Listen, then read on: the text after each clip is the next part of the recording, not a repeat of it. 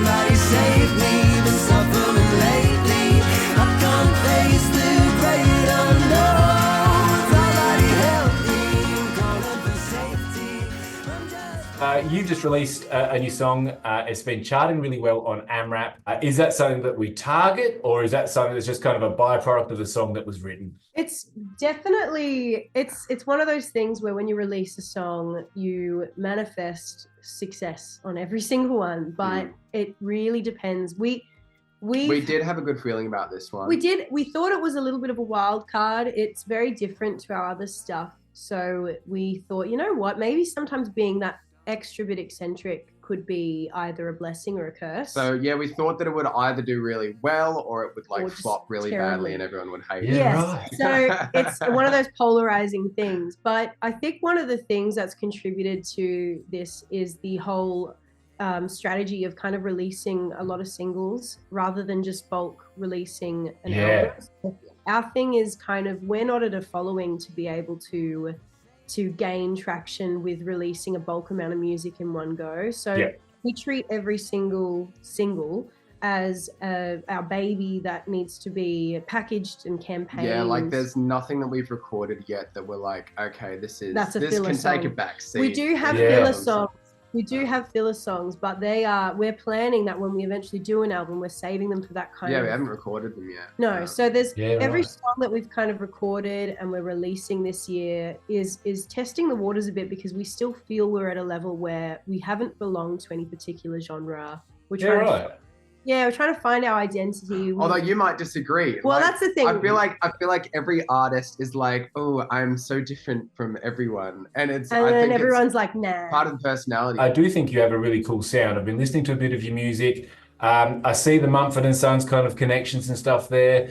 I'd love to see like you guys on a lineup with Sunday Lemonade, with Little Quirks. I think like that kind of like toe tapping, like pop indie folk. It sums you guys up really well.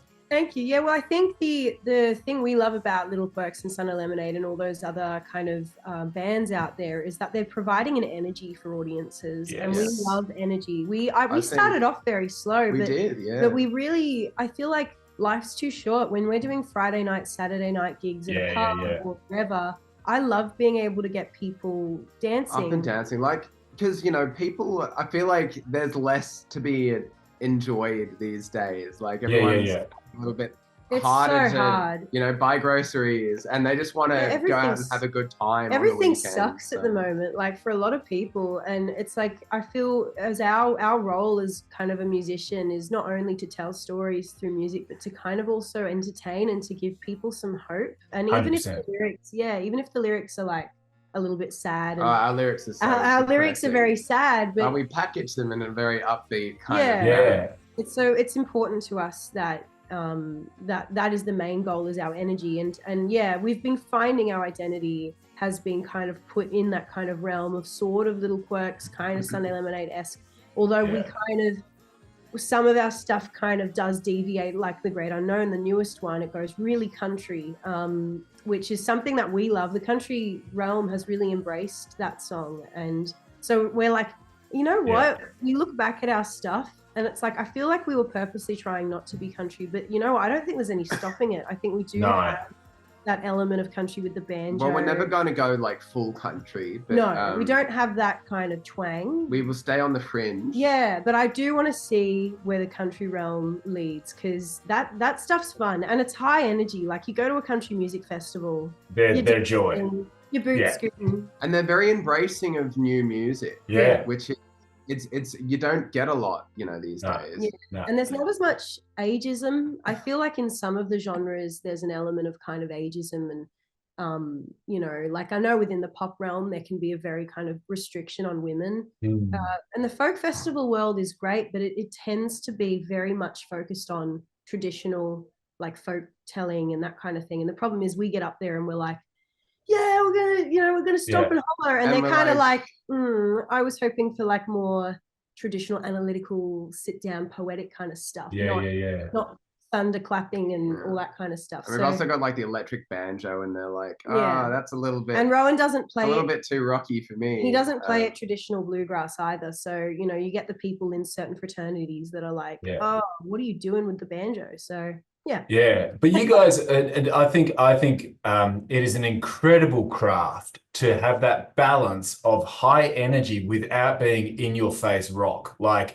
that is such an understated skill to instill that kind of movement and energy and dance without just being loud, right? Like that, like, and that's that, like you guys do that so well. And it is admittedly a very envious thing that you guys are able to do. Well, I will say quickly too, with you saying the envious bit, I love, it's funny because we have been working at this for a couple of years now, but we feel like it's been a real trial and error. It's been a lot of practice and a lot of we've been really harsh on ourselves because we compare ourselves all the time to people that have been doing better than us, and we're always on the lookout for how we can be better. And we really want to succeed at this, and we really want to connect with people. We want to do a good job. We're just constantly thinking about, is this, how can we maintain who we are as people and musicians while also appealing to a broad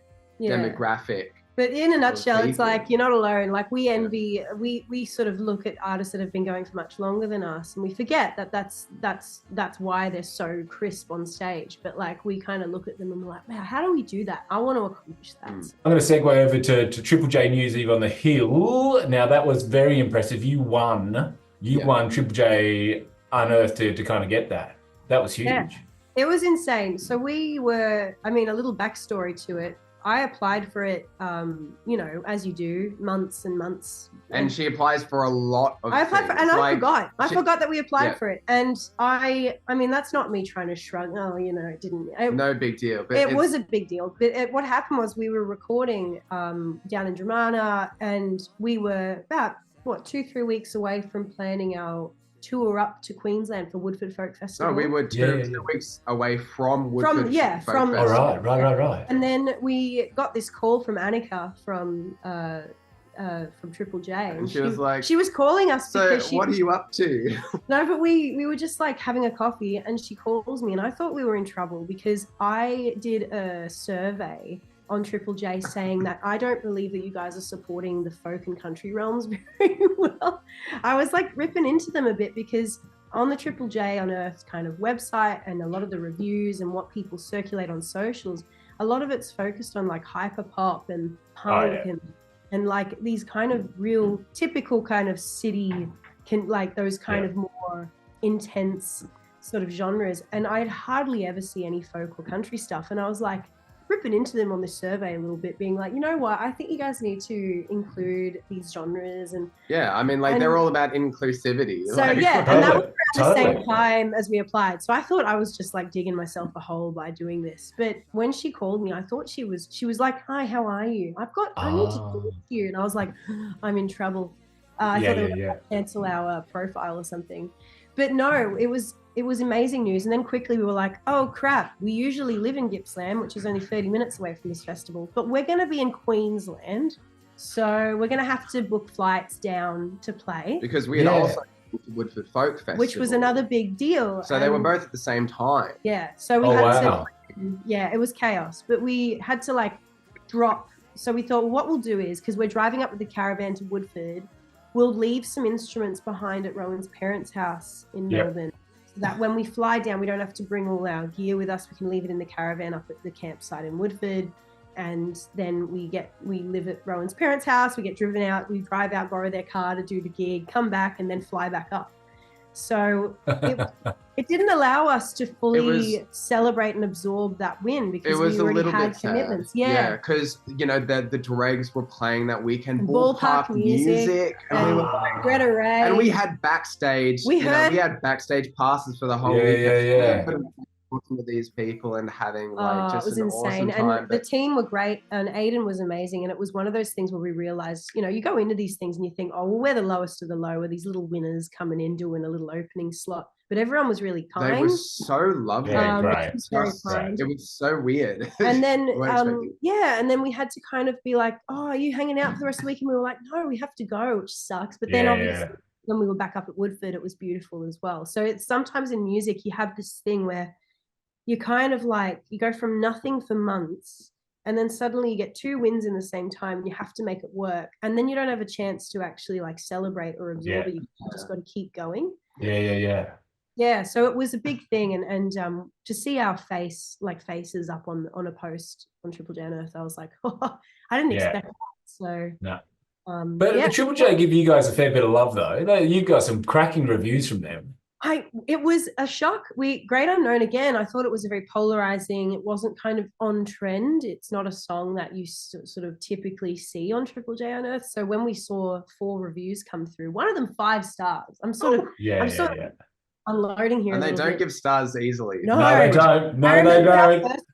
I remember our first review on Triple J Unearthed when we did Why Do I Care like 4 years ago. And we didn't know what we were doing. So like they were being kind to us, I think, out of sympathy. But they gave us like 2.5 stars on a song. And he was like, I could hear this in a pub. And I was like, nice, thanks. I'm pretty sure we paid for that review too. I don't know how, but yeah. It's just one of those things where it's not linear. You go months or years, but one of the things that Annika did say, and I hope she doesn't mind me saying this, it wasn't something overly personal, but she just said that, you know, they're always watching artists, and even if they're not engaging in posts, or they're always kind of seeing, because they know that there's certain people that shine at certain times, and they have certain, you know, there's certain things that pop up where they look and they go, oh yeah, I can see these guys are growing. And I think any artists out there that have those moments where they're like, oh, I've not been loved, I've not been received by Triple J, what do I do? It's like, you just got to keep going, because they're watching you and they're seeing you grow, and they want to see what you have to offer. So but sometimes it's also about kind of like finding finding your sweet spot. And I've talked to other artists and like some East Coast artists who have said, like, you know, for whatever reason, the southwest pocket of WA is where they are received best in Australia. They're not from there. Is there a sweet spot for Ali Road? I think the sweet spot it's varied. We're still actually finding it. What we can guarantee, though, I think, is if we put the hard work into touring regional areas, it doesn't matter what state, if we make the effort to do gigs and organize gigs with communities that have got not the same access to live music as that's been a big thing that we've noticed. And I've noticed a lot of other artists are starting to do it too. Like Fanny Lumsden does this Country Halls tour when we opened for her earlier in the year. And Country Halls tours that she did, you know, they'd sell out so quickly, and they'd get these people, you know, and you're like, I didn't know there was this many people in this community. Where'd you all come from? The appreciation and the excitement when they see a musician that's touring around and drops in and, you know, comes in and plays some music, and original music, they're really keen to see it. Those people lift you up. Like, they do. They support you. You know, we actually sort of came from the city, and now we're living regionally on like this sheep farm right now. Yeah. So we sort of drive wherever we're wanted, and we deliberately target, you know, those more regional places, because they, you know, they support you, they lift you up, they follow you, and they, you know, buy your merchandise. Like, we did a tour over to Patchywallick, and it was our most, you know, it was probably one of the only tours that we actually made money on. But it's also just, it was one of those things too where they're very honest with their feedback too, and also demographic wise, it wasn't just like older people, you know, it's young kids. We're seeing, if we're doing family friendly events, we're seeing young kids like age, you know, 8 coming up to us saying, oh, I want to learn guitar now because of you. Can you sign my denim jacket? That stuff you can't buy. And it's something that is, it gets addictive. So when we do the radio stations, like this was, I feel one of the big things, as Stuart Coop, our publicist, he helped us get into ABC, which is amazing. But these things are fleeting. Like, you know, there's such a high turnover all the time that you get listened to for a bit, and then look, next artist. There's always a lot to compete with. But the one thing is when you can make someone's night playing live. And I think after COVID, when, you know, a lot of artists were saying like they struggled with the lockdowns, you know, you can understand why, because all of what we're doing is about connection. And when you're just at home, like, it's really hard to form those connections because people need context. They want to see you live and they want to see who you are, and you make a show of it. So I think that to me has been the sweet spot, has been the regional aspect of things with touring. So some artists will do very, very select gigs and very infrequently. You guys seem to have a fairly strong tour or gig kind of schedule. Is that deliberate? Is that the path that you kind of feel helps build momentum and connect with more people? Or is there another reason why we kind of focus on doing a lot of shows around the place? Well, this year it's actually been, a lot of it hasn't actually been planned. Like for the first time, Alice had people coming to her being like, "Hey, can you do this gig for us? Can you play for us?" It's lovely, and it's filled out a lot of this year just from that organic thing. Like she hasn't actively been going out and saying, "Hey, we're musicians." For the last 2.5, 3 years, like I would go out of my way to pitch and say, "Hey, like we're going to be in your area from X amount of time," and you join the dots and make a tour out of it. Because we've got the caravan, we would just sort of drive around and see where towns would be happy to have us. And when we first started, we were busking and stuff and doing it that way and just plonking into a town and playing outside of an IGA and hoping for the best. But we've grown a lot now to the point where I thought this year, I was like, we're going to sit down, we're going to stay local to Victoria, and we're just going to focus on recording and releasing, because it's a lot of admin and organizing and scheduling to do with like content and campaigning. And I hate, the one thing with touring is it's very hard because you're always moving. And you're just so exhausted, you can't be creative. To kind of sit down and that stuff and have a decent internet connection. Like we were using Macca's free Wi-Fi, and it's hard to sustain that while you're organizing campaigns. So that was the intention this year. And then we would have people message us being like, "Hey, can you do a gig in 2 weeks' time?" And we're like, "Yeah, all right," because we love gigging. And a lovely thing has happened where a lot of venues are getting grants. So they're bringing back lots of live music to the area, especially in the wintertime where it's usually dead. So we've been seeing this surge of live music, not just us, but other musicians in these regional areas where they're getting grants and they can afford to have musicians again. So, but yes, not planned. I think sometimes that's the joy of planning rest and saying, okay, I'm not going to be touring for a few months, and I'm going to see what happens. And you'll be surprised to see the kind of things that are digesting on other people's end. So it's good to see our name is still being sprinkled around. So brilliant. Really interesting is, what do you think caused that change? Like what changed that went from you being proactively seeking this to being reacting to the market wanting you? Like what's changed in Alley Road for that to happen? I think repetition is a big one, because we've been constantly promoting our music and we've been pitching on radio stations, and we had Stuart, who represented us, going around pitching to the higher kind of ABC sort of echelons. That and a combination of sort of the rollover effect of you do one gig at a pub, the word gets out, and there's a bit of word of mouth referral as well. But there's also the fact that we've actually been in one place. So like we've sort of built that community around us too. Right. Like, because beforehand we were touring up and down the coast, and then venues would get back to us and they'd be like, "Oh yeah, we'd love you to come and play." And then we're just like, we're 4,000 kilometers away. Like that's not gonna happen. We had a caravan park reply to us 3 years later on email the other day saying, "Oh yeah, we'd like you to come and play at our caravan park." Because I used to do a lot of play and stays where we would pitch to say, "Hey, we're coming to town, can we play at the caravan park?"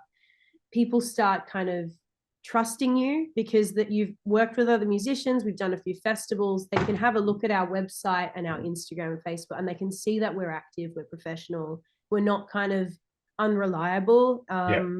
So I think a big thing is trust. People need a lot of time to trust you, and they're not just going to go like when we first came back, people were like, "Who are these guys thinking they can just come into the town?" And I think a big thing is you just keep chipping away, and that's through diversifying to all those platforms, radio and socials and YouTube, and you know, you get mates share you on socials, that kind of thing, and it just rolls getting over. people talking about you too, like, because, you know, now we're going to gigs and people are like, oh, you guys are like, you know, pretty much famous around here, and I'm like, well, okay, this is the first I've heard. As we drive back in our little beaten up car that's, you know, needs a service. But yeah. It's definitely there's not one hack or formula. I'm finding it's a very fluctuating sort of world. Just constant. If you went back, I don't know, three years or so, and you told yourselves, we're going to be doing these kinds of festivals around the States, we're going to have these kind of success with the singles, would that make the 3-year-old, the 2021 versions of yourselves, would you believe that? I probably wouldn't have, because I didn't think I had it in me to organize and actually be an organized person. Like, I've always been a little bit I've never been organized. So I think I would have been like, how did you organize all that? That sounds really stressful. And how are you managing to do all that? Because we had a friend who was a band manager for metal bands when we were first starting, and she gave us some advice. And she listed off a few things, and I just sat there. I was like, what?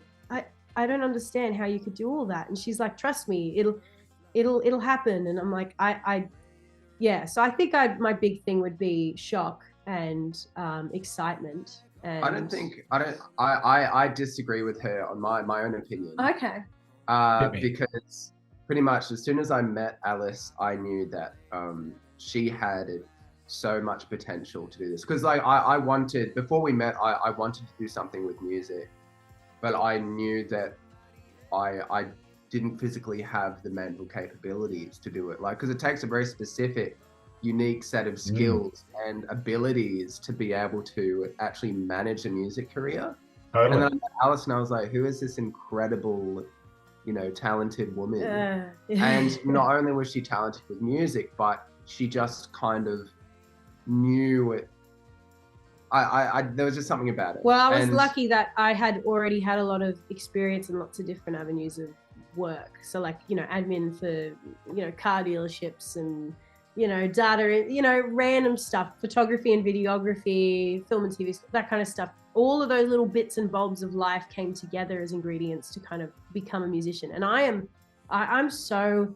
feel so sorry for so many musos out there, because if it wasn't for Rowan, like, we're lucky because we're a duo, so we can delegate. I can be more of that side of things and he can continue to be creative. But when you're a single artist and you're expected to do all of that and then still be creative, like, because it's so hard, because you see people, they're just touring, running around all the time, and then they don't actually have time to like think about, you know, the quality of the music that they're making and the lyrics. Like, I put in so much time into thinking about, like, what is this song saying? What will the lyrics say? How will people resonate with this song? And if it's not lining up here or there, I'll, you know, change it after, you know, weeks, months, you know, to make it as good as possible. Anyway. That's our, I think, an answer. Interesting. Interesting. What was the question again? Speaking of creativity, you have a phenomenal range of instruments that you have on your recordings. Like, and I was listening to it, like, there is such well-placed, different, I feel like, you know, sort of slide of center, left field kind of instruments that come in. When you write a song, do you hear that? Or is that input coming in as the song's kind of in the studio developing and growing? It's a bit of both. Yeah. We kind of, I've always grown up with like orchestras and Hans Zimmer and all that kind of stuff. So I'm very music orientated. So when we hear a song, in my head, I'm like, yeah. And then this will come in, and I'm arranging as we go when we're first writing. Yeah. But then to everyone else, they're like, I don't get it. Where's the hook? And I'm like, the hook is here. Trust me, when the drums kick in or when this kicks in, like, but you can't, you're just sitting there on a piano or a guitar and you're like going na na na na, and then saying all these random sounds because in my head I'm hearing strings, I'm hearing trumpet. But I think also it's because we listen to a lot of artists that we love and we go, what made that song really special to us? And then we're like, oh, there's this beautiful sort of cello in there. That's gorgeous. Things that help to push the message and the emotion of what you're trying to achieve. Yeah. But in the studio, we would do things where we would go in with this preconceived idea of what would sound good. And then sometimes we're like, nah, it doesn't need it. Like we had a few songs where we went overboard. Yeah, right. You know what? I think we could take away that. And even our strings player was like, I don't think I need to be here, like for some of the songs. But yeah, so the trumpets thing was very serendipitous. Oh, it was so crazy. We did it in Sandy Point, which is down in Gippsland, and a lady came along called Paula who liked us and gave us a follow and kept in touch online. And we put out a thing saying we think we need trumpets because we love. It was just like a story one day, and we were actually in the studio, I think. Yeah, we were in the studio because we were just like, you know what, we really need trumpets, and I'm going to make it happen. I'm manifesting it. And then Paula replies to the story and says, my son's a trumpet player, and I think he would be perfect. I'm going to give him a call right now. And then next minute we get a text, a message from Toby, and he's like, my mum woke me up.